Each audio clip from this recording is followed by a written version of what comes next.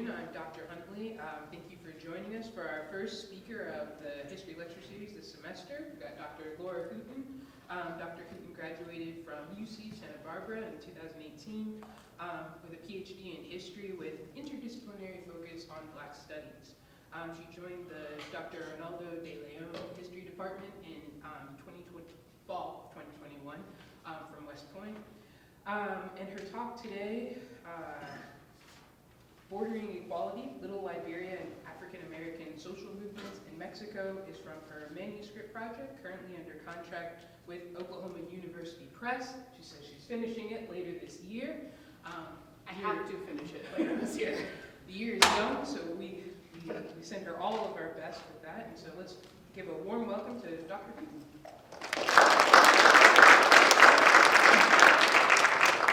Thank you, Dr. Huntley, and also to the rest of the History Lecture Series team, none of whom is here, but when they're watching the videos, Dr. Archer and Dr. Powers, and a special thank you to Dr. Archer, who did the wonderful flyers that you saw. I think they turned out fantastic, and thank you everyone for being here, both in person and those who are live streaming later. I'm really excited to share with you a project that's very near and dear to my heart. I've been working on it for a very long time. And I'm going to be talking about Little Liberia, which was an African American social movement in the early 1900s.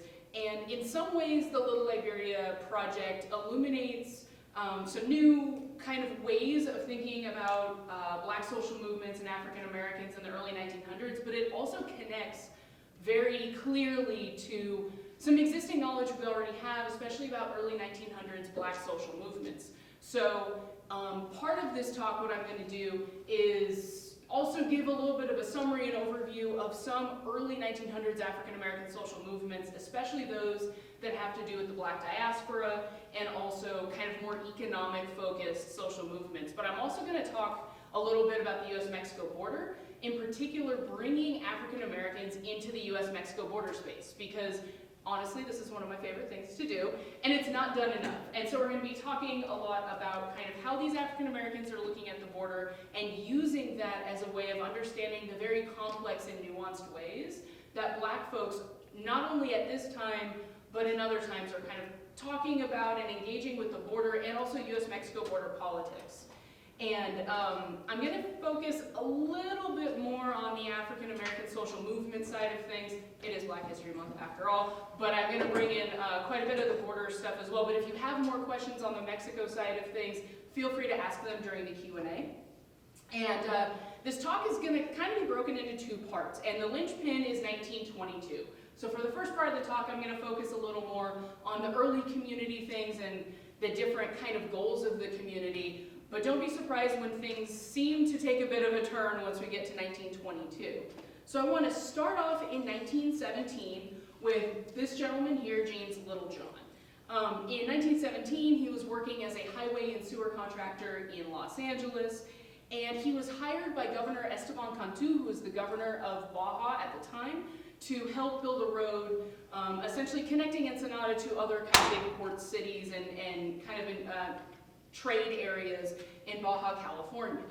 By May of that year, Littlejohn had connected with other African Americans, and they had started growing the Lower California Mexican Land and Development Company, which was this the company side of this social movement that happened in Baja. And most of these African Americans were from Los Angeles or the general Los Angeles region, and they were mostly middle and upper class. Black folks. And this is important to understand for kind of the history of the community. And by 1918, the community had fully taken shape as this agricultural community in the Santa Clara Valley of Baja California. And it's going to primarily focus on agriculture until about 1922. And to give you an idea of where this is a Google Earth map for you, and the giant green pin is Little Liberia.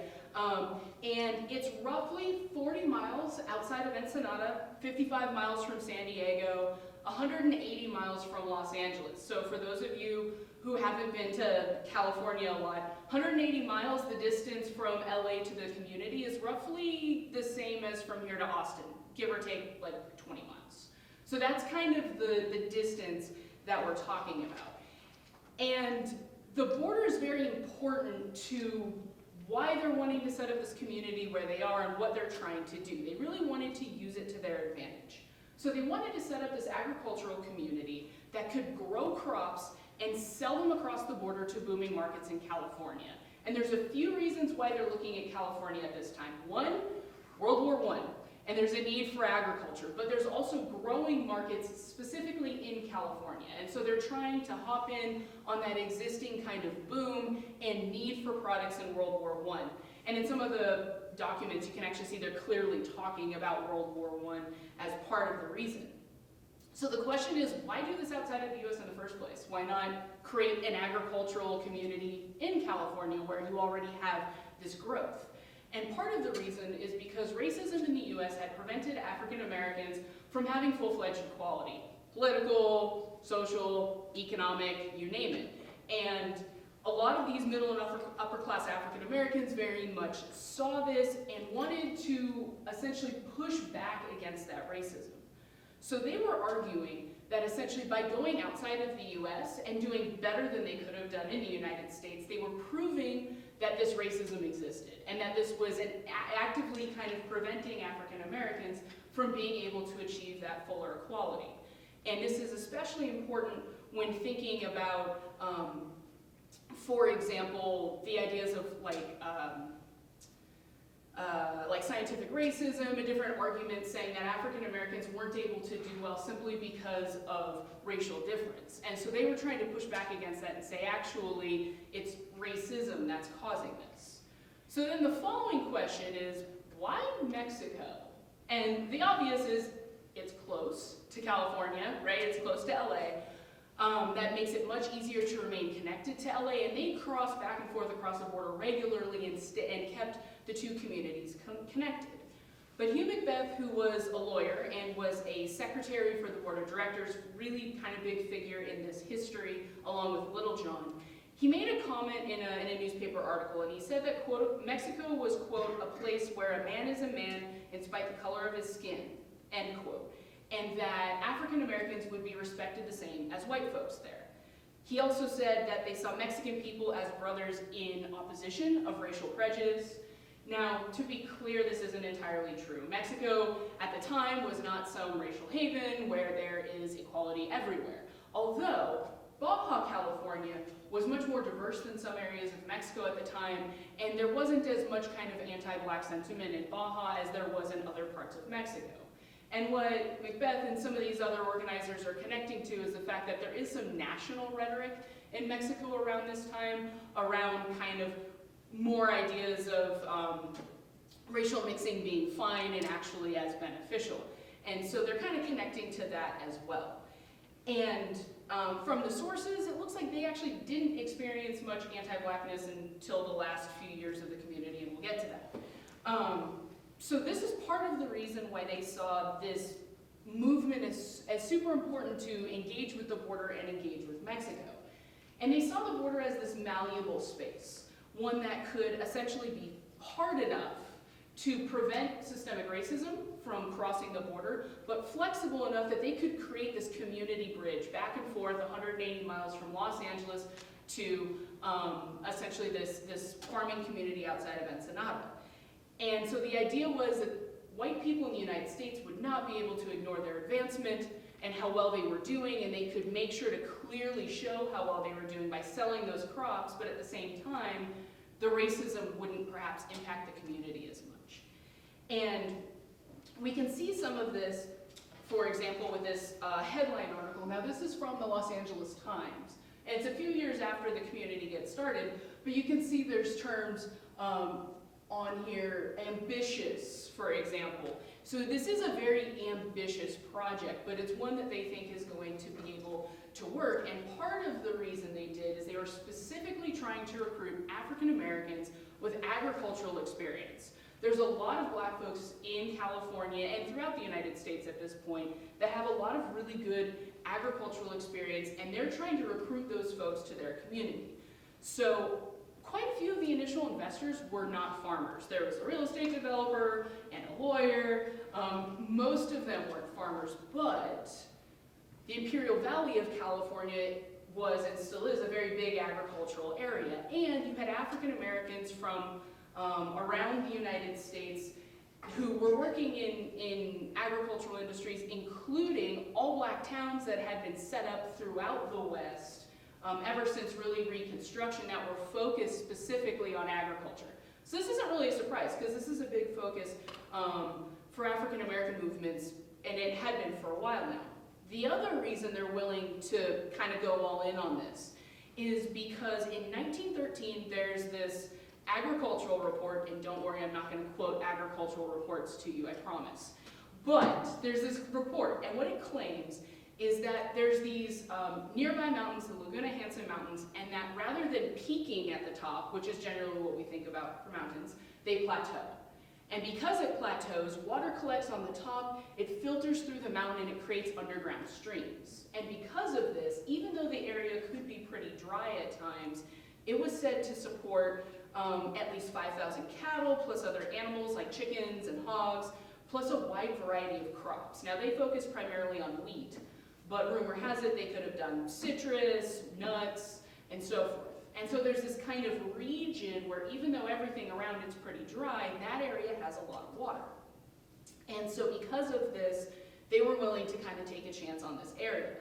And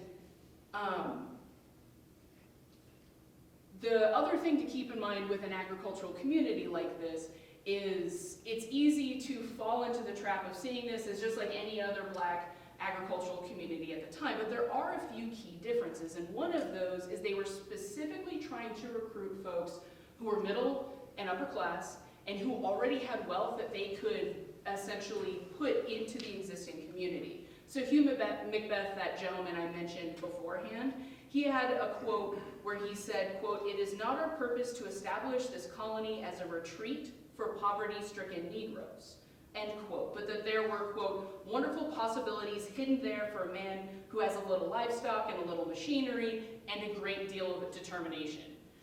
Two language notes here. First of all, he said the word has, and this shows up in a lot of the sources. Has meaning already has. So they're looking for people who already have not only money but machinery. They want to start immediately, and so they want people who not only have the skills but the money. You might have noticed I also use the term Negro, and there's a reason for that. At this time, it's not necessarily a disparaging term, or not only used as a disparaging term. It's going to show up on some of the sources, you're going to hear me say it, and it's important to note, language changes over time. And so when you hear me use the term here, they're using the term to refer to themselves because it's a pretty common word for African American in the early 1900s. If I'm not using a direct quote, I won't use it. It's kind of like the term colored. The NAACP uses that term because when the organization was created, that term meant something a little different, right? So anyways, they wanted to start this immediately. They got people who already had kind of skills and machinery, and from what it looks like from the reports, they were able to start quickly. By 1918, there's claims of thousands of acres already planted. By 1919, there's already articles claiming above average production of wheat and possibly being the highest records for the area, which is pretty impressive for being a year in. And in 1920, there were rumors that the largest kind of flour mill in Ensenada was going to buy up all the wheat they raised that year. Now, something to note is this might have been a bit exaggerated, but this is still important to see that obviously they're on the ground, they're getting this work done. And this info about the flour mill in Ensenada is key because they not only wanted to sell their goods back across the border, they also wanted to connect to folks in Baja.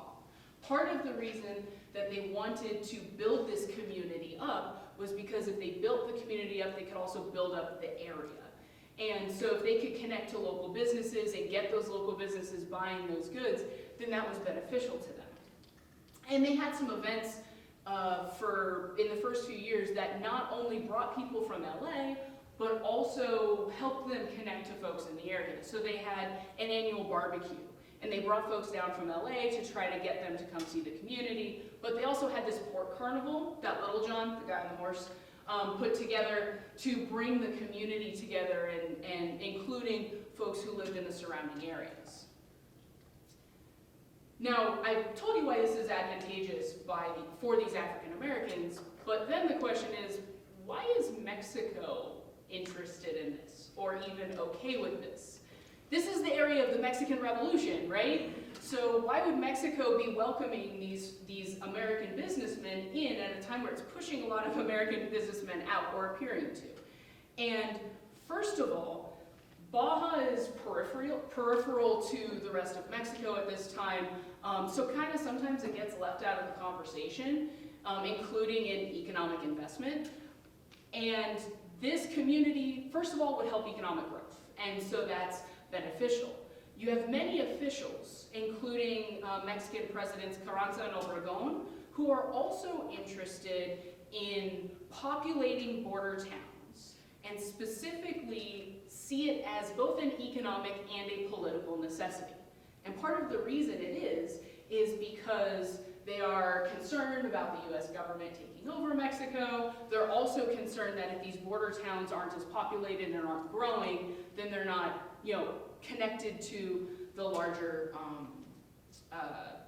nation. And so they are especially interested in groups that are seeking refuge or claiming some sort of injustice in the United States as kind of ideal candidates for populating areas in and around the border. And Little Liberia organizers reciprocated. So for example, in 1918, organizers traveled to Mexico City and met with the President of Mexico to make sure that it was clear what they wanted and vice versa. And we see this multiple times, that they go to Mexico City and they meet with the President of Mexico. Now, this doesn't mean that there weren't issues. Mexico, for example, had problems with American businesses before, often, regularly, for decades. And this is a central issue, like I said, with the Mexican Revolution. But there's a couple things about Little Liberia that are a little different. And one of the main things is that they didn't buy the land themselves. They essentially bought it through a third party. There was a new constitution in Mexico in 1917, and essentially that constitution said that Americans could not own Mexican land. And this community was completely fine with buying it through a trustee, this third party, and so the land ownership wasn't actually important to them. It was about what they were doing with the land. And this is another way that this community is a little different from other Black agricultural communities throughout the United States, is in the United States, the ownership of the land itself was super important, because that land ownership, the land itself, gave them the opportunity for many other things, and owning the land itself was power. But in this situation, it wasn't, because it was in Mexico. And so they were sort of fine following those rules and buying the land differently.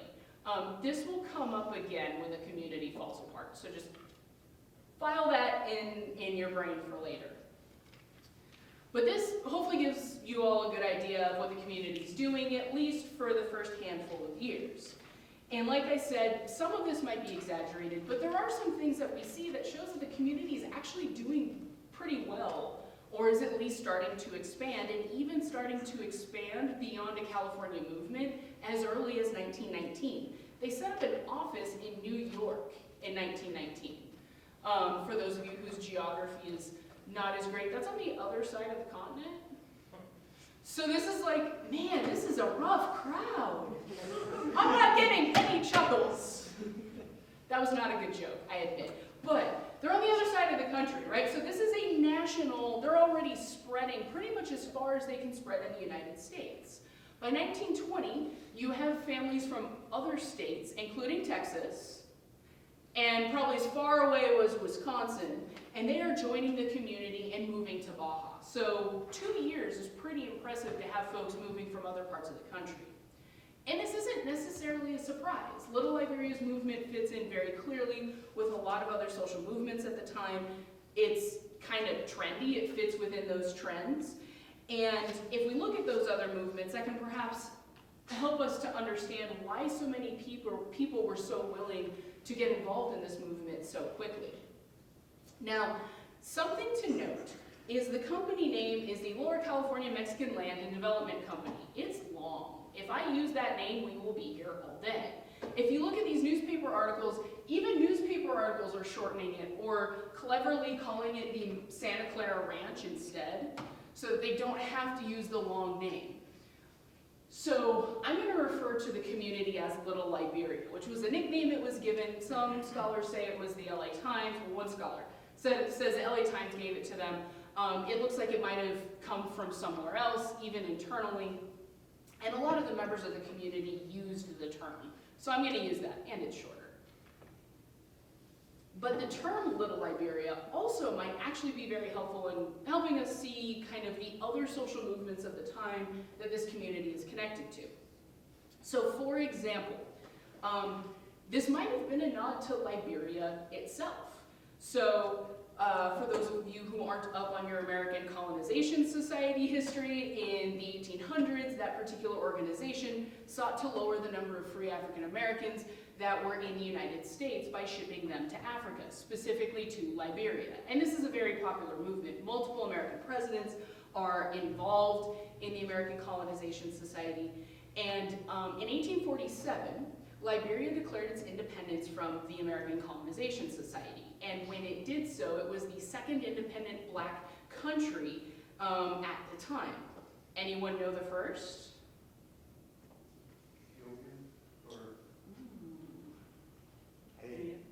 Haiti. So they were second, behind Haiti. And there are other little Liberias, communities named that throughout the US even at this point. And a lot of those communities specifically are nods to Liberia. But I'm not convinced that that's why this particular community was called that, although it might be part of the reason. Another possibility is a nod to Marcus Garvey and the UNIA and his Back to Africa movement. For those of you who have never heard of Marcus Garvey before, this is Marcus Garvey. He is a very fancy dresser. He was a showman of all showmans, and he was Jamaican, and the organization that he founded was the Universal Negro Improvement Association, and this organization was one of many at the time that was focused on Pan-Africanism. In a sentence, Pan-Africanism was all about solidarity for peoples descended from Africa, but it's more complicated than that, because everything in history is more complicated. Essentially, part of Pan-Africanism was about forming a response to European colonization of Africa and sort of seeking to eliminate racism from toward people who were descended from Africa. And Garvey, for example, was using business as one of the ways of combating this, so he set up this organization called the Black Star Line, which was meant to connect black businesses across the globe and essentially allow African Americans to buy stock in these ships that would then transport those goods. And as I mentioned, he also started the Back to Africa movement, which essentially was about having members of the black diaspora move back to Africa as a way of trying to challenge sort of colonialism in Africa. And Garvey was one of many people who were focused on black nationalism. Now, don't let the word nationalism scare you. Black nationalism is a little different than perhaps some other ways that you've heard the term used. It was primarily about connecting black folks as part of a nation without borders. So folks who were descended from Africa, who lived around the world, were all a part of a larger black nation. And with a shared history, to a certain extent, some shared interests, and really interested in raising the entire global black community up. Now, Little Liberia was not necessarily patterned after Garvey either. And they didn't necessarily see their community as a means of, for example, challenging colonialism in Africa. They weren't looking to relocate African Americans to Mexico permanently. This was meant to be a movement that would start in Baja, but not necessarily that people would live there the rest of their lives, although one family did. But they did see similarities with Garvey, and they actually petitioned Garvey and the UNIA to give them some money, to loan them money and to invest in the community.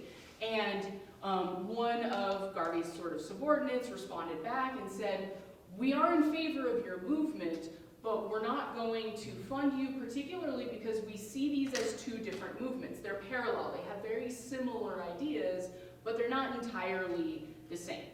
And so they didn't get money from the UNIA, but they did try. And some of the organizers were members of the UNIA and the NAACP and some other organizations as well. So obviously they saw connections. They were part of those other orgs. Now, the idea for business advancement as a substantial part of social movements at this time, we can see this also in other movements and in general the uplift movement. And uplift movements were all about helping African Americans and other black folks as well achieving higher financial status and therefore raising up black folks in general. So one of the people who's important to think about for this is W.B. Du Bois. He and other like-minded people were in favor of this type of movement. So something Du Bois talked about is, for example, he said that education was one of the biggest problems, biggest challenges for African Americans. And for him, education and business growth as well was not just about making money. What was more important about that was creating essentially well-rounded black leaders who could then fight racism and help the black community in the United States as a whole. If you've heard of W.B. Du Bois's talented 10th idea, this is part of the idea behind the talented 10th and many other ideas that Du Bois talked about as well. And the talented 10th especially was looking to refute notions of biological inferiority like I was talking about before. So uplift movements are all about kind of possibilities for progress within kind of economic systems and specifically about battling racism, but in that specific sphere. And this is what Little Liberia is trying to do. And so it very much fits within some of those movements.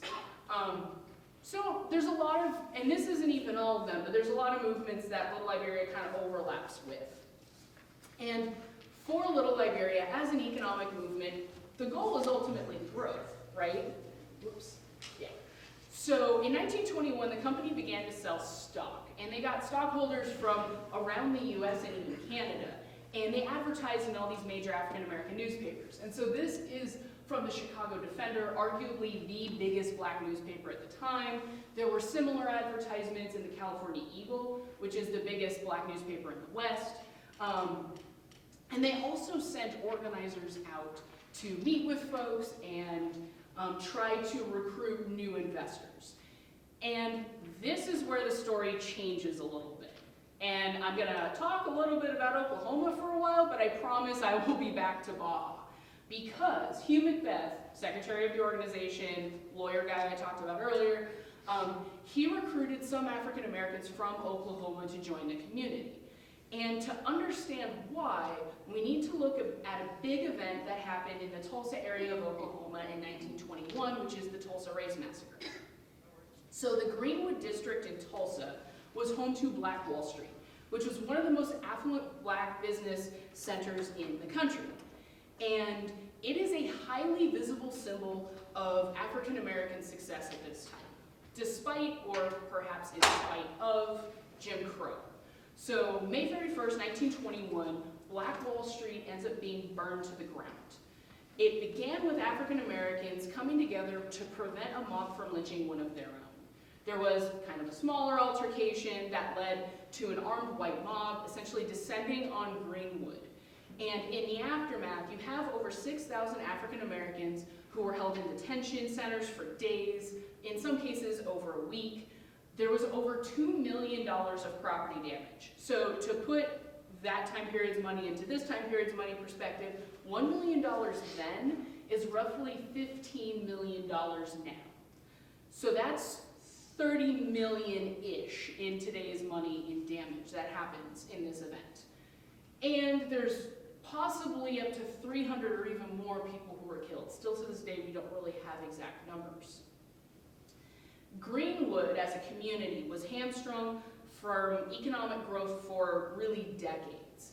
The name of the event itself was focused on perpetuating inequality. So what it was called at the time was the Tulsa Race Riot.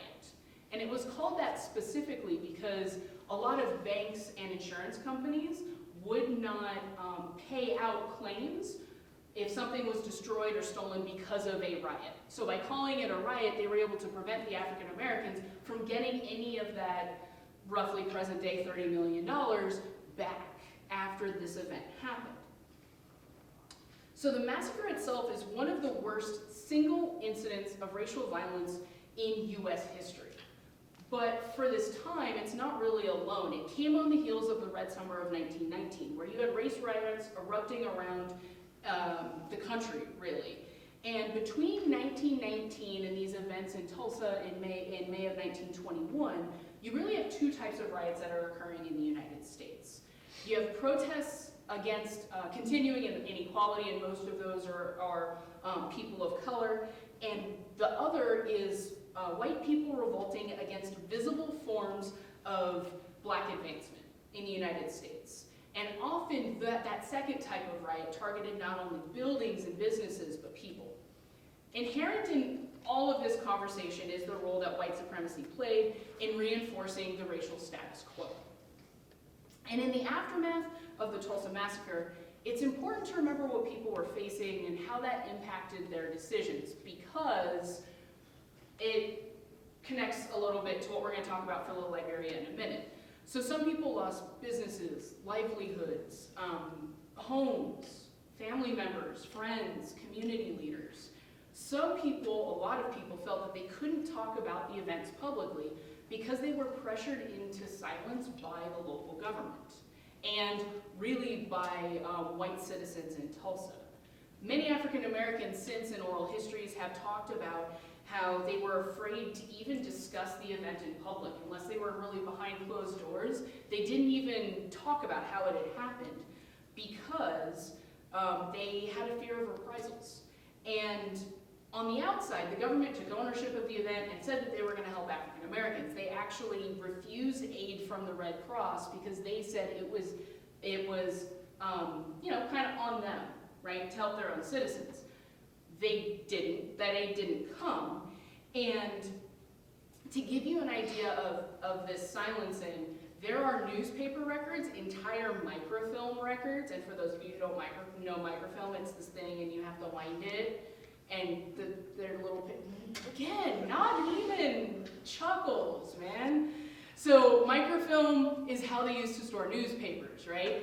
There are entire reels that are missing from archives. And I can attest to this because I went looking for Little Liberia stuff and noticed there was a giant gap. And asked archivists about it, and they said, oh, that's when the Tulsa Race Massacre was, and we don't have any of those archives. They're completely gone. They didn't just destroy the one or two articles about it, they just destroyed everything for like a 2-month window.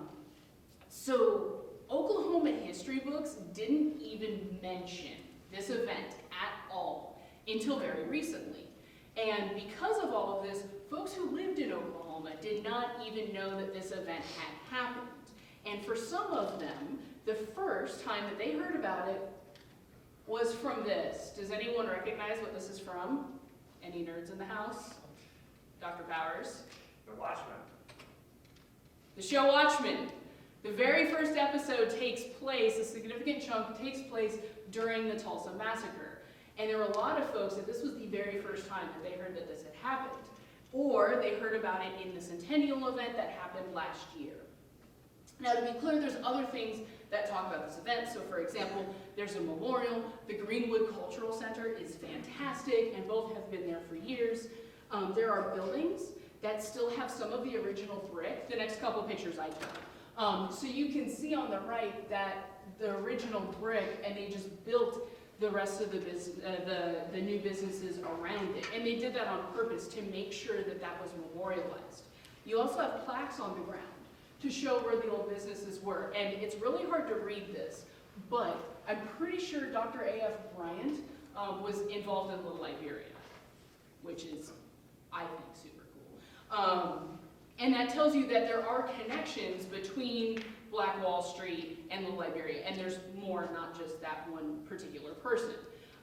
The Centennial last year, there was a lot of people who were talking a lot about this history. There's a brand new cultural center that got built. But up to a few years ago, even with these physical reminders, the history was purposefully hidden. So why do I mention this? I'm talking about African Americans in Baja.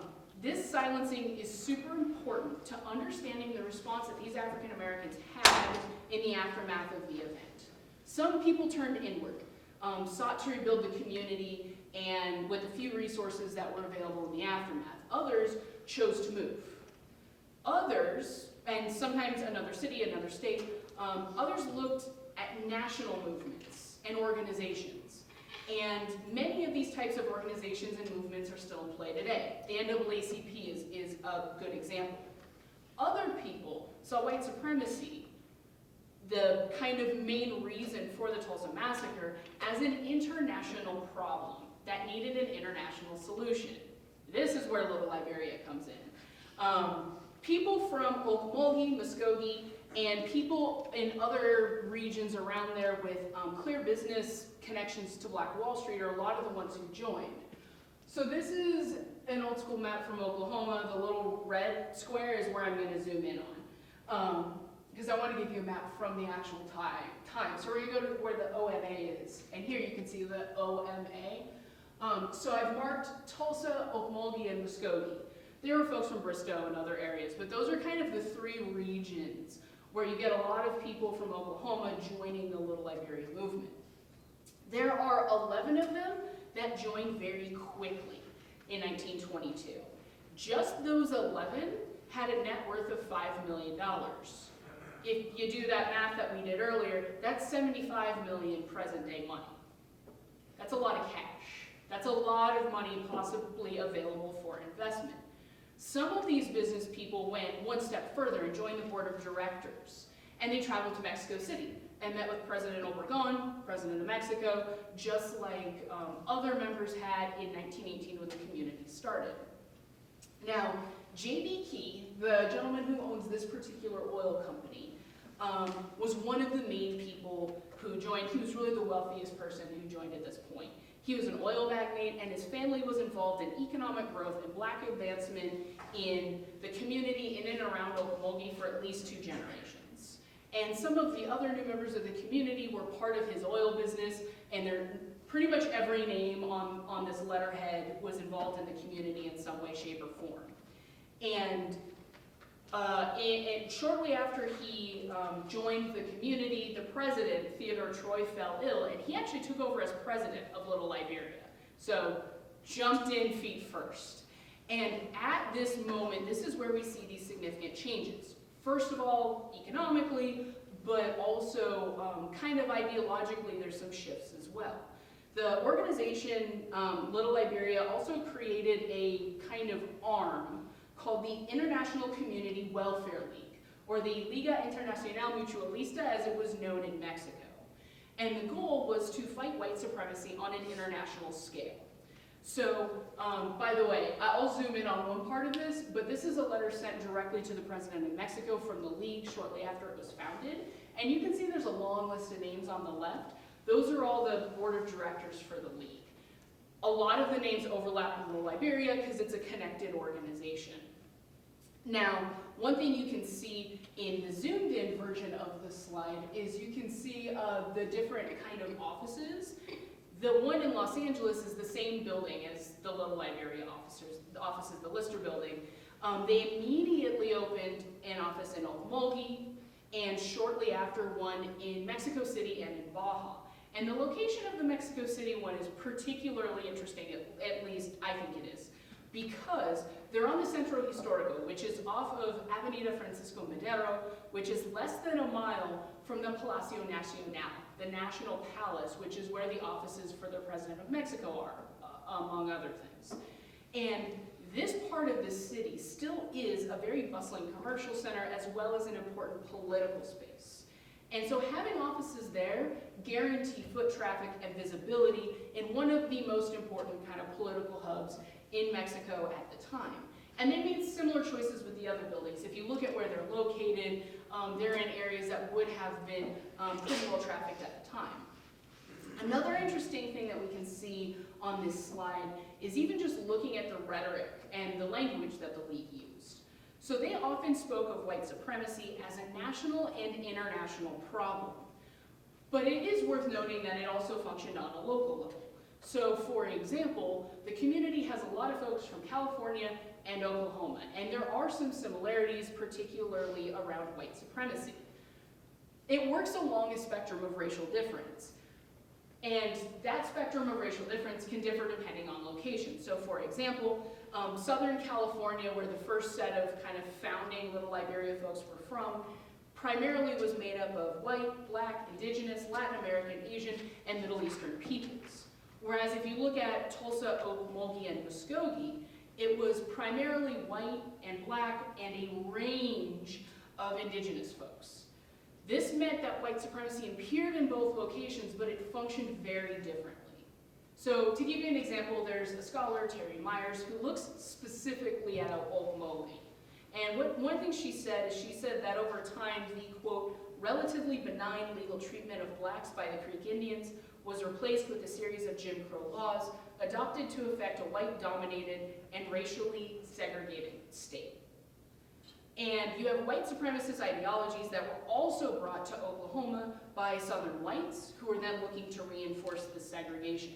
And segregation and violence perpetuated by the Klan were daily reminders in Oklahoma that although emancipation had occurred decades earlier at this point, right, fully formed freedom and equality wasn't actually really in reach for most black folks in Oklahoma because of that segregation. Many African Americans in the aftermath of Reconstruction looked to Oklahoma because they saw it as an area that could provide better financial, educational, and economic opportunities. Those all-black communities that I mentioned earlier, there's a substantial one that gets set up by Pat Singleton in Oklahoma. And you kind of have some of the same rhetoric in California. California is seen as this very progressive area at the time, and is seen as having more opportunities for black folks than some other parts of the country. But even so, both areas did not have that fully formed freedom. So for example, the first acts under statehood in 1907 in Oklahoma was enacting Jim Crow laws. So you can see similar types of things happening in California. And this dichotomy between a possible place for black opportunity and continued racial stratification and anti-black animosity was the staging ground for Tulsa and also for the formation of the League. Now, they didn't participate in a lot of the Little Liberia business side of things, but the kind of goals of challenging the effects of Jim Crow and racism in business was very much in line with what the League wanted. Their rhetoric is especially helpful for understanding their larger organizing goals, because we can't look at, agricultural output. The motto is at the very top of the slide, and it says, "Every Negro, every Latin American, and every Indian, his brother's keeper." This implied that all African Americans, Native Americans, and folks of Latin American descent had a responsibility for the welfare of the members of the other groups. This is really radical for this time. Hugh Macbeth, that lawyer I've mentioned a few times, he's in a lot of the newspaper articles. He was one of the spokesmen for the community, and he has a quote for helping us understand why they took this stance. He mentioned in this newspaper article that Latin Americans, especially Mexicans, would be interested in organizing with African Americans because Latin America has, quote, felt the sting of the whip of Anglo-Saxon racial intolerance, unquote. And he referred to Native Americans quite a few times in that same article. So folks who joined the League believed that white supremacy with the Ku Klux Klan at its center mandated a, quote, battle against racial intolerance, end quote. And this was a national and international fight because white supremacy was a, quote, cancer growth in the international tissue. They didn't mince words. They were very clear with what they felt about white supremacy and what they wanted. And they essentially said that all people affected by white supremacy, all people were affected by white supremacy in North America. Not just African Americans, but everyone should band together and fight the oppression. And they believed that a multi-ethnic coalition with African Americans at the center was the only way to fully eradicate it. They said that white supremacy was the, quote, greatest unwritten law of the United States. So they were articulating a cross-racial, unified, continent-wide strategy that built on Little Liberia's existing kind of US-Mexico border use, and the passage of goods and people and ideas back and forth across Mexico, and the connections could be then used to defeat white supremacy. So some of the Oklahomans who became involved in the League or involved in Little Liberia purchased land and moved to Baja. Some chose to stay in Oklahoma and organize. Others purchased stock, invested money. They all kind of participated in the community in different ways. And many Black Oklahomans who became key leaders and investors in the community, really no matter where they lived, traveled to LA and to Baja California, really throughout the life of the community. And members of the League continued to push the boundaries, both physically and ideologically, of how a anti-white supremacy organization could function. So one way that we can perhaps understand what's going on with this kind of larger movement is W.B. Du Bois in The Souls of Black Folk, when he introduced his idea of double consciousness. He talked about, quote, looking at oneself through the eyes of others, and essentially the double-sidedness of living in America and being judged both as an American and as a Black person. And he talked about the latter as being especially kind of challenging, especially for dealing with oppression, or I should say is used for oppression. In addition to explaining the oppressive systems that Little Liberia is pushing against, this also might explain why both the LA and Oklahoma individuals weren't concerned about distance or space when crossing the border. So this map gives you the location, the distance from the Little Liberia lands to the three kind of main areas that we now have, Okmulgee, Los Angeles, and Ensenada. One of these things is not like the other. Wow. I know, my jokes are bad. So obviously Okmulgee is much, much further away than everything else, right?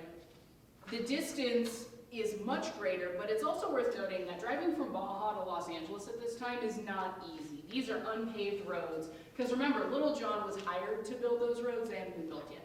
So this is unpaved roads. It's not the easiest of drive, but still, it's not over 1,000 miles away. But here's the thing, community members had already defied traditional ideas of geographic space by creating a community bridge that reached over 180 miles from northern Baja to Los Angeles. Now, for traditional US-Mexico border histories, this might seem odd to call this a border story, because it's not happening very clearly along the border. Most conversations about cross-border communities are talking about communities that are just on either side of the border. But if we think back to Du Bois, and what he was talking about. Not only are African Americans being judged based on their Americanness and their Blackness, but those backgrounds and experiences also impact how they think about many things, including this Little Liberia movement. So as Americans, the community's directors perceived the border as a dividing line. Remember, I said they saw it as a malleable space and it could prevent, for example, racism.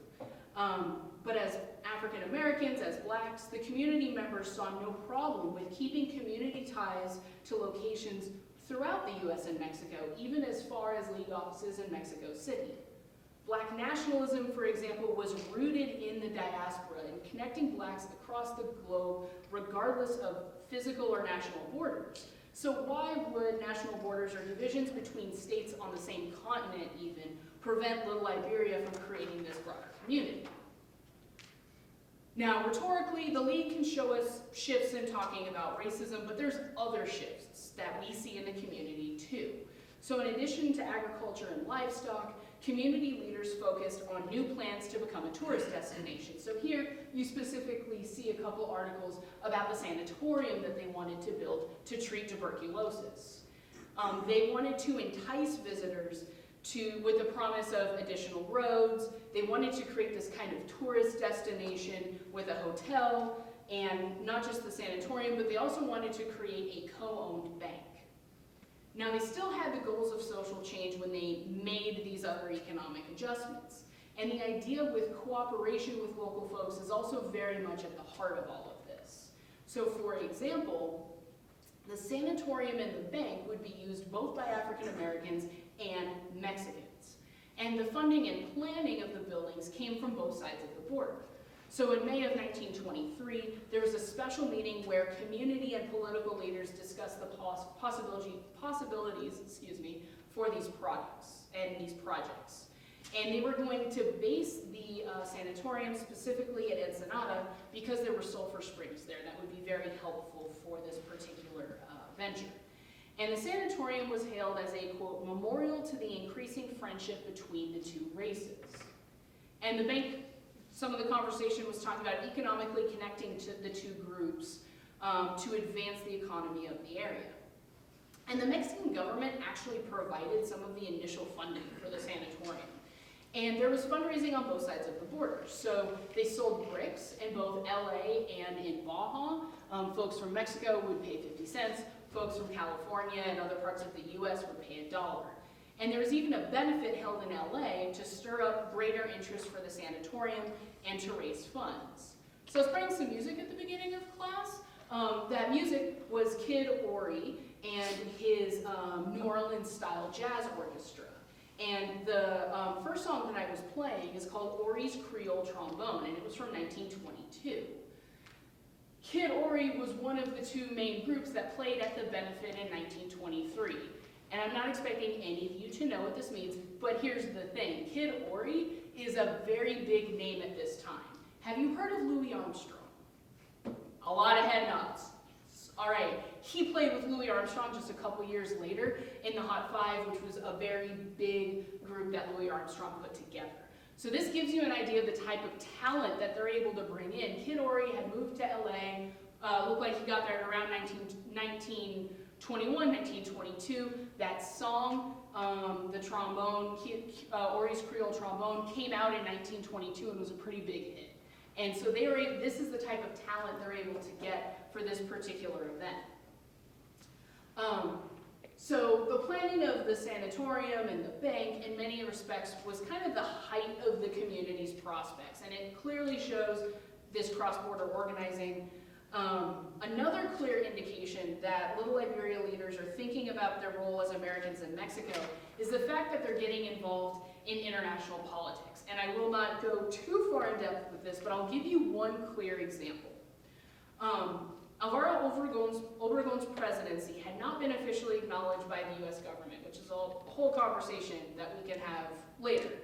In part, it's because both Presidents Wilson and Harding were concerned that Obregon would expel American businesses from Mexico, and he legally could do this via that new Mexican Constitution I mentioned from 1917. Hugh Macbeth and the League, or at least the records said that they were planning on personally delivering it and reading it to Congress, asking the US to recognize Obregon's government. And they were supposedly got thousands of people to sign the petition. I have not found it yet. I have dreams. But they said that Obregon's government stood for the best interests and welfare of all citizens and immigrants in Mexico. And they use this as a reason why the US government should recognize Obregon.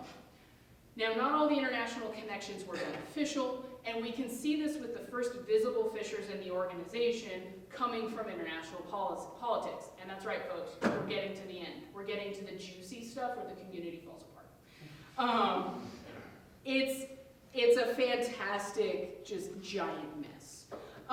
J.B. Keys, the oil magnate I talked about, his finances might have helped the community when he first arrived. But pretty much right after he got there, he started looking at creating other communities in Mexico, mostly in the heart of the Mexican oil belt. Now, relations between the US and Mexico were already strained at this point, particularly because the US wanted Mexico's oil fields. And American industrialists had been attempting to gain oil-rich lands in Mexico for years. And Key's endeavor struck a little bit of a nerve, and very shortly after, any black folks were temporarily barred from crossing the US-Mexico border. This makes it really hard to recruit new members when you can't actually have them come visit the community. So although President Obregon later explained it away as some sort of kind of clerical mistake and movement across the border, then resumed, the negative press may have kept away prospective colonists and most likely seemed to be a surprise coming from a president who had claimed that there would, quote, never be a color line in Mexico. So in 1924, President Obregon's successor, President Calles, passed new legislation that required all African Americans to have special passports before entering Mexico. You also had a local increase in Chinese and Japanese immigration, and that meant heightened border security and an increased uneasiness about racial integration in Baja. Calles wasn't really excited about that. So the community continued until 1927, and international tensions were only one of the reasons for the community's end. So publicly, the organization began to unravel, and there's a series of articles that appeared in the California Eagle, which pretty much chronicles most of the community's history. And all of them were titled some version of War Declared on Lower California Mexican Land and Development Company. Notice half of these don't use the full name either. And all of these articles are written by members of the board of directors, so people who are on the inside of this. And these articles depicted a wide range of problems within the community, many of which came to light after the board called for an audit. Now, this is, again, where the International Community Welfare League comes in. Hugh Macbeth and the League raffled off a car to raise money for the sanatorium. But the car was never given away. The proceeds were never given to the company, and instead was kept by Macbeth and other members of the League. And this is the moment that leads to the initial audit request that then kind of leads to everything falling apart. Because in addition to that car never showing up and the money never showing up, Macbeth was accused of using community funds to pay for unrelated expenses for travel and for his law practice in Los Angeles. Macbeth even appeared at the board of directors meeting with 2 police officers in an attempt to prevent discussion of the findings and to protect himself from any backlash. I did tell you it was going to get spicy. So, this isn't even the end of it though. 3 members of the board of directors even filed complaints to the Los Angeles Grand Jury, the LA Bar Association, and the State Corporation Commission in an effort to have Macbeth disbarred for fraud. It didn't work, but they tried. Macbeth's supposed financial transgressions were the most kind of sensational difficulty that shows up in all, and this isn't even all the articles, this is just one month for 4 of the months. But from the public perspective, it was kind of the biggest deal, but they weren't the only issues. It appears much of the public information about the community's growth was incorrect, misleading, exaggerated. The rains weren't as plentiful as the community members said, which meant that it could be very dry depending on the year, and they had experienced a pretty bad drought. The yield for the crops in the first few years was not nearly as big, as large as they reported, and this led to looming debt for the community. One of the members of the board admitted that they simply fell in line with proposals without fully investigating and went along with most ideas relating to the community without even asking many questions. So, mismanagement. In addition, although community organizers consulted lawyers on both sides of the border, remember I told you the land sale would come back into it? Yeah, that land was not purchased properly. So as I said, Mexican land could not be owned by a foreigner. So they had bought it through a trustee, this Mexican citizen. He was set up as a trustee to the members of the board of directors, each individual member, not the board of directors as a whole. And I just saw a couple light bulbs turn on, and you're like, ooh, that's not good. So the board of directors in the company did not have the rights to sell or rent out the land like they had. They had no legal authority for this. Only 2 members of the board of directors had Mexican citizenship. So because of this, President Calles took away the land and the company was disbanded. That's not even the end. This was officially the end of the community, but other things that contributed to it. There was no good road built to Ensenada until 1926. As I mentioned, this makes travel hard. The sanatorium was never completed, and I suspect the road had something to do with that. The company was $78,000 in debt and went bankrupt in 1927. So ultimately, they were not able to create the economic stronghold in the US, which meant they weren't able to enact those drastic kind of economic and social changes in the US and in LA that they wanted to do. Ironically, in many ways, the members of the community were considered wholly American while they were in Mexico. but not while they were in the United States. And this is especially ironic because most of them really had no goals of becoming Mexican either. And this still isn't the end of the story, but I am almost done. In 1952, Ebony Magazine did a series of articles about James Littlejohn, that gentleman we saw at the beginning. And the reason they did this series of articles is he was named Ensenada's Citizen of the Year. So Littlejohn and Theodore Troy both had Mexican citizenship, and because of this, he was able to get hold of a lot of the land, and he wanted to live out the rest of his life in Mexico. So I'm going to show you just a handful of slides to finish up here, and almost all the slides have two images. One is a page from the Ebony Magazine article, and the other are pictures that I took this last December in Baja of the community lands. So these are, by the way, pages 84 to 88 of Ebony Magazine. We're not talking front page news here, but they're still really cool pictures, and I think they can tell us a lot about what was happening in the 1950s, and we can see how the land has changed from then to now. So first of all, this first article was a lot of the kind of introductory things that you can see. I mentioned hogs, for example, earlier. He's got livestock for sure. He's also hiring a lot of local folks to work on his land, which is something that Little Liberia was initially talking about doing. Another thing you can see in this image, he did eventually open up a motel. It was the James Littlejohn Motel. It's now known as the Las Palmas, and it still looks very similar. You can see it kind of on the bottom and on the top there. And there's also a picture of him with some children. And one thing that I've learned from talking to folks in Baja is that the Littlejohns were connecting a lot to the local children. So I actually met a gentleman who grew up across the street and still owns a place across the street from the motel, and he remembers Littlejohn and his wife, and specifically remembers talking to Elizabeth Littlejohn. And I'm hoping to do that oral history in the next month. And here you can see that he also has connections. The very bottom picture is with Julio Dunn, who was a mayor in the area. And so he also had a lot of local connections. And from what I've heard, that tracks from people telling me about the time.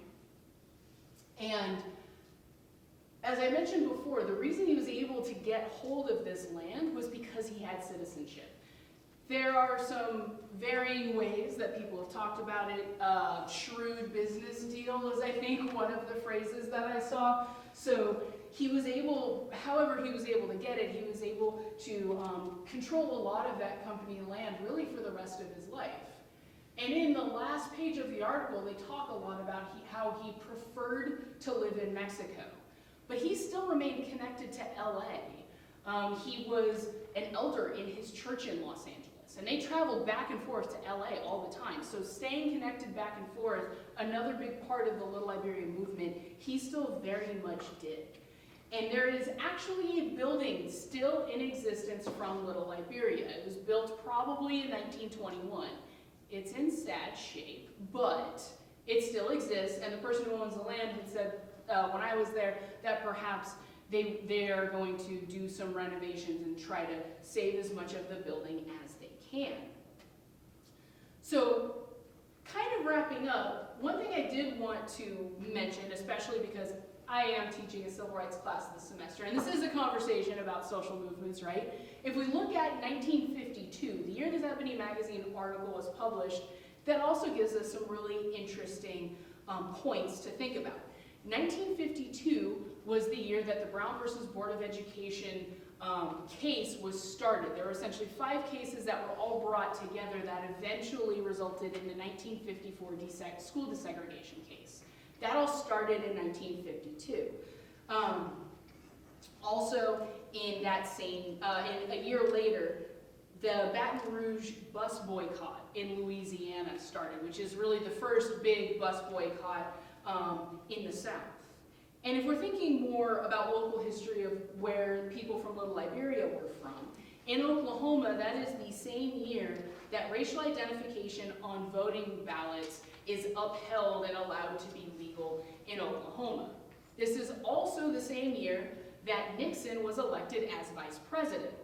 famously is very much, at the time was very much in favor of rolling back civil rights legislation once he became president. And the reason I'm bringing Nixon up, he had been a congressman in Los Angeles. But there's some happy things too. In 1954, the LA Fire Department was integrated, especially because of pressure from the NAACP. And I mentioned some of the Little Liberia members were members of the NAACP. A little closer to home here, 1954, 2 years after Little John's article, is when Hernandez versus Texas happened, which expanded the rights of the 14th Amendment, specifically to folks of Mexican descent. And the 14th Amendment, that's the Equal Protection Clause, was specifically what it was talking about. So the civil rights movement, the Black freedom movement is important, but as we can see with hopefully the lecture that I just gave, there's a complex conversation to be had about Black social movements in the early 1900s, as well as kind of African Americans in the US-Mexico borderlands, and Little Liberia is just a very small part of it, and it contributes uniquely to it. Thank you very much, and I welcome your questions.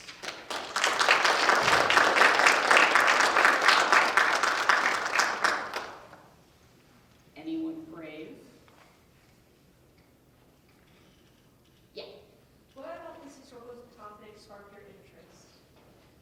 That's a great question. Yes, I just pulled that, but it is, and I didn't have to think about it. So my undergrad advisor, I worked with Luis Alvarez at UC San Diego, and as an undergraduate, I thought I kind of wanted to do this historian thing, but I wasn't sure if I would be any good at it, or if when I started doing it, I thought it would be boring. Obviously, I didn't, but I approached him and I said, hey, I know scientists have their, science students can go and like work in a lab and figure out if they want to like do the science thing. Can I do that for history? And he said, I don't know, I'm pretty new, because he was like a brand new professor. And he said, let's figure it out. And so we went and looked and found out that you could do an independent study and so forth. And he said, okay, here's the thing. There's this sentence in this book, and I want to know more about it. So why don't we do this? I'll give you 5 weeks. And because there we're in the quarter system, so that's like half of the quarter. And he said, if after 5 weeks you can't find anything else about this community, I'll give you something on Marcus Garvey, and it'll be easy for you to find stuff because we have stuff on campus. 4.5 weeks in, I found my first source. And I ended up doing it for my honors project, and then I ended up working on it in grad school, and he graciously supported me and helped me find a grad program. And the Community Welfare League stuff and all the Tulsa Massacre stuff, I didn't know about until 5-6 years ago. And I've been doing this project for over a decade. So actually 15 years at this point almost. So the project has changed and adapted, right? There were a lot of stuff that I did not see coming at all. But because of that, it's really created a very kind of dynamic project. And so some of it was just trusting my undergrad advisor and saying, hey, you have something juicy for me to look at? And the needle in the haystack part of it was definitely part of the draw too. And I was already very interested in ethnic studies and Black history and Black studies and US-Mexico border stuff, so it kind of brought together all my interests. Smart guy sending me that direction. But yeah, so that's how I got into the project, but there keeps being these new things that kind of pull me back in. Yeah? Given the current political climate in Mexico, what was your experience traveling to modern-day Little Liberia? So you're talking about this last trip in December, from the pictures. Yeah, fantastic. I mean, COVID makes things hard, right? Part of the reason I was able to go down there, the reason I said I actually tried to visit the lands once before, and I went with a friend, and we got down there, and I found out this time around I was actually in the right area, and there were a bunch of tanks with MPs, and so we decided it wasn't worth figuring that out, and we turned around and drove back. And we got to his mom's place, and she kind of, in Spanish, she said, you're back, it's early, and we said, yeah, because he lived in San Diego. And so she said, I thought you were going to be gone much longer, and we said, well, we didn't want to tell her that we ran into tanks, so we just said, well, we couldn't find it. So the first time was a disaster. And I found out the reason why they were there is some of the Little Liberia lands at that point were cartel land, and they were growing pot on it. So that explains that. and possibly growing other things too. This time around, I actually connected with a seminar of, it's kind of like a book club, but for history nerds in Ensenada. And one of the men who organizes the seminar reached out to me a couple years ago. We've been talking back and forth, and I knew I was going to be in the area, and I said, hey, have you been able to go to the lands? And he said, oh yeah, we just went 2 weeks ago, let's go. And so they actually took me out there, and so I had a guide, and this guy knows literally everyone, so it made it very easy. But really the roughest part was the fact that it's still unpaved roads, and so we're in these Jeeps just bouncing around, and because of how the rains had happened, it was very dusty and what have you. But I have some friends in Tijuana, so I was able to stay with them, and they came with, and actually one of them is a professional photographer and took a lot of the pictures. So I didn't have any problems with the political climate. Everyone there is very welcoming. You know, COVID means that the line at the border is longer, much longer. But it was totally cool. Yeah. You mentioned before that there were other similar little Liberias. Are there any notable ones closer by that you could speak of? Closer to where? Here? Texas in general. I don't know of any in Texas, but I'm going to have to follow up on that because there's a scholar that I know of in California who is doing a virtual mapping project of all of the little Liberias across history in the United States. And so we're hoping to collaborate on some sort of digital teaching tool at some point. I do know there's at least one or two that were in California. I know of at least one in New York. I believe there's one in Chicago or in and around Chicago. A lot of the kind of more big urban areas where you have a substantial either Black or African American or Black immigrant community, you end up seeing these little Liberias pop up. Good question. Yeah. Do you face many difficulties while doing this project? Mostly with finding things. So I have quite a few things that I didn't mention that I know exist or existed, past tense, but have not been able to find them. So for example, there's multiple articles that talk about how there was a film crew that went down to film an ad. I would love to see that film. I found the archives for that film company and no luck. I found a record of a letter that went through the consulate in Oklahoma from the Secretary of Agriculture, asking about this community. And I have the record of the letter. The letter and all of the consulate records for Oklahoma are perhaps somewhere, perhaps nowhere, maybe in an attic. So there's a lot of, that's been the hardest part, is records for African Americans at this time are particularly hard to find. There's also this thing that happens in Baja shortly after this time period called the Cristero War. It's a war against the church. And in Baja at this time, the church is this sort of central organizing hub, which means that's where all the records are stored. A lot of the churches in Baja were burned as part of the Cristero War. So when I went to Baja and when I was calling around to archives first, archivists were chuckling at me because they said, we don't have anything prior to the late 1930s at the earliest because all the records are gone. You want land records? That's funny. So, it's more been, that's been the biggest challenge, is just lack of sources, or not lack of sources, but having to go the extra mile times 3 just to try to find them. Any other questions?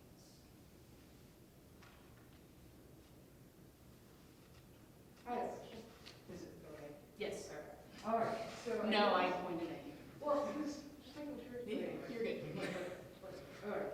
So I noticed in that LA Times article that it talked about that the members of Little Liberia went to the Great Old South, and so I was wondering how many of these migrants who were coming from California would have been Southern migrants originally. So they're Southern migrants who were in California or even Oklahoma, like Southeastern migrants. Yeah. I wish I could tell you. So one of the big challenges is I have yet to find any sort of comprehensive list or anything that could vaguely give me a comprehensive list of who joined. Most of the names I have are either well-known folks in LA who were kind of original organizers, or folks from Oklahoma. Some of the people from Oklahoma, definitely. But this is Was it this article that you were talking about? No, it's like, That one. yeah. So, also 1921, so this is before Oklahoma kind of joins, so that part doesn't entirely answer the question. What I have seen is there are quite a few black folks in the Imperial Valley who either directly came from the South or descended from people who came from the South. You do have quite a few, and so I suspect there were at least a handful. They specifically talked about farmers that the South produced. Even if it's like multiple generations, that language is kind of all over it, and I think some of that also has to do with they're tapping into that black agricultural community history. But I suspect there are quite a few. The names I haven't been able to find that connection, but most of the names I have are not farmers. It's a lot of the other people. Troy was a real estate developer, for example, but yeah, on the list of maybe eventually in a dream. I'll figure it out. Any other questions? Yeah. At the time of this community's founding, how was Liberia doing, and do you think it affected the perception that people had towards this community? In terms of, I don't know that many specifics about how Liberia was doing other than it was. It was dealing, Liberia as a country, just like every other part of Africa, was dealing with the scramble for Africa and the aftermath and kind of imperialism, and so some of their challenges were preventing Europeans from taking over, or even preventing the US from coming back in. But I do know that that was kind of a constant struggle for a while. I know I think this is more late 1800s than early 1900s, but there were a lot of financial issues. There was a lot of problems just getting off the ground and becoming kind of successful. And it was a bit of a struggle, but it was also still very much seen as kind of a beacon of hope, of possibilities. And that's why that's more what people were thinking of when they thought of Liberia is the symbol of it. I don't know how many people in the US were like were really knowing what was fully happening with kind of the government and the economy there. Hopefully that answers your question. Anyone else? Yeah. During the time were Mexican citizens living in and around Ensenada more supportive of Little Liberia, or were they more displeased that they were there? From what I've seen, pretty supportive. There were, for example, I mentioned Theodore Troy. One of his sons, Owen, was we're talking adult son, brought his whole family down for an entire summer, and all of the kids in the area got together and played soccer, and they actually labeled his son their Presidente, and were giving him nicknames, and so at least the kids got along and they chatted with each other, and they all made friends for the summer, there's a lot of things that I've seen, there's a lot of instances of that. One of the big challenges is I don't have a lot of local Baja ethnic Mexican voices in this project, simply because I haven't been able to find many who remember the community or who are, there's not a lot of sources that really talk about it locally, which I would love to find, which is why I'm really excited about this oral history. And actually I didn't mention this, but the area, there's multiple Santa Clara farms or land areas. And this particular one is known as Santa Clara de los Negros, the Santa Clara of the Blacks, because they were all close enough to each other that they had to have different names to distinguish them. And so to this day, that land area is still identified as being Santa Clara de los Negros. And a lot of people in the area don't know why, but it's still a name that's stuck. And so it's this interesting, enduring legacy. In that seminar I talked about, they're trying to get more people to know about this history, because from what I've been able to tell and from what they've been able to tell, they were favorable and they were kind of integrated in the community. Yeah. You mentioned at the beginning that the Little Liberia increased the Baja by the economics by 20%, was it? I don't think I said that. I might have misspoke. I don't know how much it increased the economics. I wish I did. Well, but that goes to my question. Was it still profitable at the end, or was it already starting to fade? mean, they were $78,000 in debt and bankrupt by 27, so yeah. So it's kind of hard to tell, but I mean, I have yet to also find economic records for the community. That's the challenge of doing this type of history is you kind of have to read through the sources and then pull the info back. But it looks like they did decently well, at least for a bit. I think part of the reason that they were looking to Oklahoma for more money is because they needed more investment. And I think the reason they wanted to do all the tourist stuff was because they knew they needed a little more something, in addition to they wanted to grow it. But I think it was a little bit of both. I mean, they were able to convince a lot of people to buy stock and join the community, and I'm sure a good businessman like J.B. Key would have wanted to see the books. So it must have been good enough to get very wealthy people on board with the project, but also not good enough that they were almost $80,000 in debt by the end. Yeah. So back then, were there actual like borders where there were guards and stuff? Ah, yes, and a resounding no. The Border Patrol, for example, was formed during the life of the community on both sides of the border. And actually, Mexico and the U.S. formed their border patrols at the same time. And part of the reason they did was not about patrolling or trying to deal with Mexican immigration or African Americans going across. It was actually more about like Chinese and other low-wage workers trying to get into the United States. And you finally kind of fully start seeing a border in like 1921. Is you actually have a solidified kind of political border. Before then, it was really very fluid. There are other instances where you see more kind of sort of solid border policy, but it's nothing like what we think about today. It's much more flexible until 21, and then you start seeing actual, that's when both border patrols are created, and there's actually more of a kind of solidified process, for lack of a better word. Yeah? Didn't the U.S. government have concerns about funding going out of the U.S. and some like human resources going out of the country? Specifically, the resources going from the U.S. to Baja? Is that what you're asking?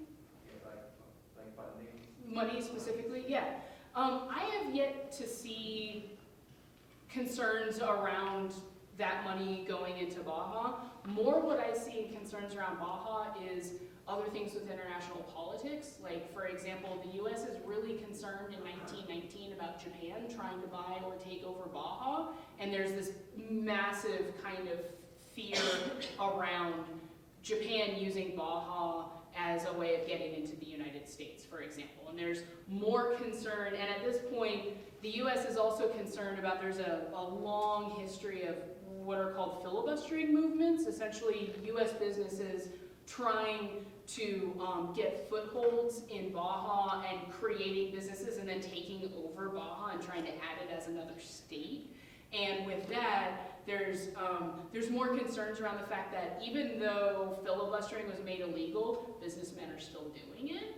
And so it's less of a concern around the money going there, because U.S. money's been going back and forth across the border for years at that point. It's more that people are just straight up defying the U.S. government and still trying to turn Baja into another state and bring it into the United States, kind of like what happened with Hawaii. So that's more the concern. Or Texas. You know. For the sake of time, perhaps one more question if we have one. Yeah. What is the most interesting findings that makes you happy in this research? Ooh, most interesting finding that makes me happy. I'm not gonna lie, I'm a jazz fan, so finding that Kid Ory played at the benefit was a super nerdy thing that I was very excited about because I had heard that music, and just actually getting to track down in this kind of random bizarre source who played at the benefit. I originally was trained kind of in cultural history, and so the fact that I have this very agriculture-based stuff and then got to track down this little jazz nugget was super exciting. Well, thank you all for coming. Please join me in thanking Dr. Hooton.